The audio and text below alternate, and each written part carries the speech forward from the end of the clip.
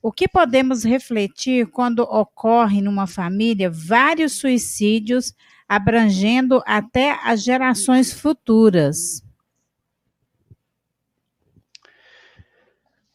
Duas situações aí se colocam. Uma delas é a possibilidade de que uma entidade perversa esteja promovendo o processo de perturbação nas gerações subsequentes. Existem situações desse tipo em que determinadas entidades desejosas de vingança, possuem muito ódio, elas procuram destruir determinados grupos familiares porque alguém daquela família, no entendimento dela, a prejudicou, então ela tenta agora um desforço, uma desforra, uma vingança daquilo que aconteceu. Então ela diz, eu vou destruir essa família.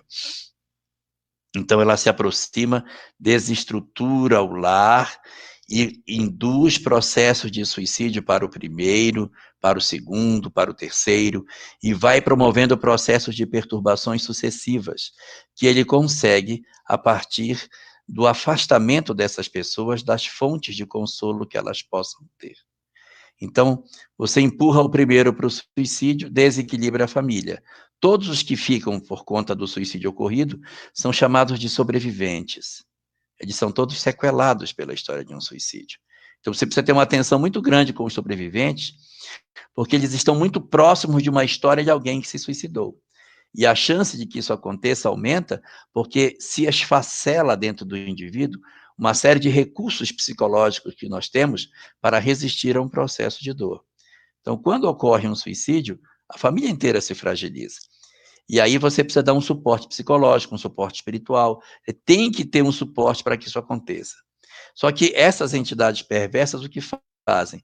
Elas afastam o grupo familiar de algo que possa lhes consolar, afasta, e empurra o primeiro. Aí o grupo se desequilibra e ele, utilizando do medo, do pavor e do desconhecimento espiritual, continua o seu propósito de perturbação e pode, de repente, conseguir promover o suicídio de um segundo, ou até de um terceiro ou quarto, sei lá, indivíduo dentro do mesmo grupo familiar. Essa é uma possibilidade. Possibilidade número 2, o processo de perturbação ele é gerado a partir do espírito que desencarnou e continua rondando a família. Opa, mas ele não é suicida? Suicida não vai para o vale do suicida? Vai. Mas se ele tiver uma imantação muito forte com o grupo familiar, ele mesmo não aceita o acolhimento no Vale dos Suicidas. O Vale dos Suicidas não é um local de expulsão dos espíritos suicidas. É um local onde os mentores recolhem os suicidas e levam para que eles sejam ali tratados. É um local de socorro. E existem alguns suicidas que, no processo de desespero que se encontram, acabam ficando vivendo dentro do lar, desesperados porque não entendem o que aconteceu, num processo de perturbação extremamente doloroso, e ficam presos dentro de casa. E por conta disso, eles podem, não de maneira proposital, mas porque são pessoas frágeis, se aproximar de alguém e a dor, a tristeza, a angústia, o remorso que sentem contaminar o seu ente querido e ele começar a desenvolver também ideias suicidas. Eu acho que eu já até contei aqui uma vez, aqui no Pinga Fogo, mas se eu já não contei, eu vou contar de novo.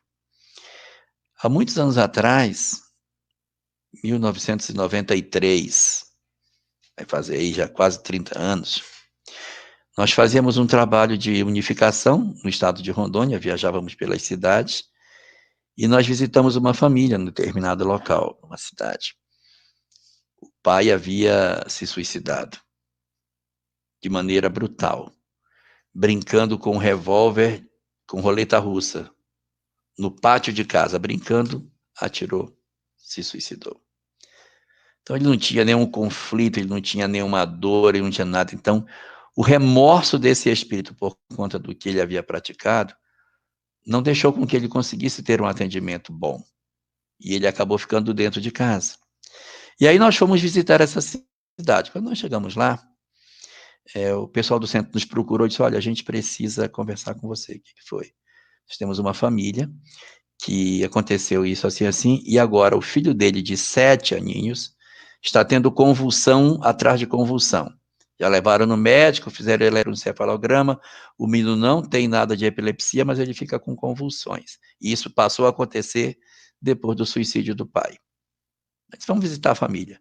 Fomos lá, visitamos, conversei com o garoto, conversei com a mãe, conversei com a avó do garoto, pedi o nome dele, anotamos o nome e colocamos o nome dele na reunião mediúnica.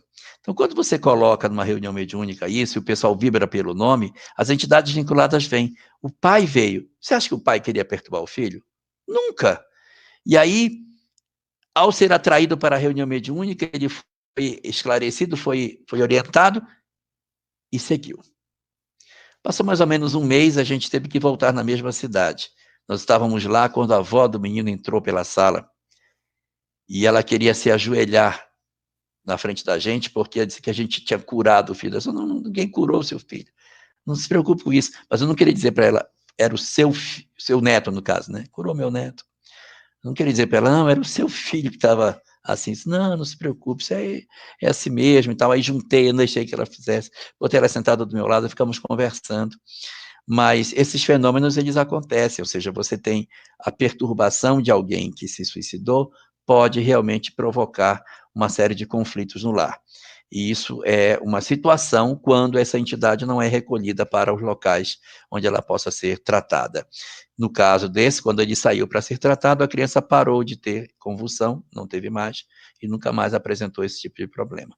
O resultado, a presença de mais de um suicídio em grupo familiar pode ser ou de um obsessor pertinaz que ataca um e ataca o outro, ou do próprio desencarnado que fica por um processo de perturbação acentuado dentro da casa, vivendo por um tempo, e aí pode prejudicar, mesmo sem querer, os seus outros entes queridos. E tem uma terceira situação, pode dar as duas coisas juntas, o obsessor e o parente desencarnado junto dentro do lar. Então, tem o obsessor, ainda tem o parente que ainda ficou lá dentro. Isso é uma terceira situação, é um duplo aí. Isso aí.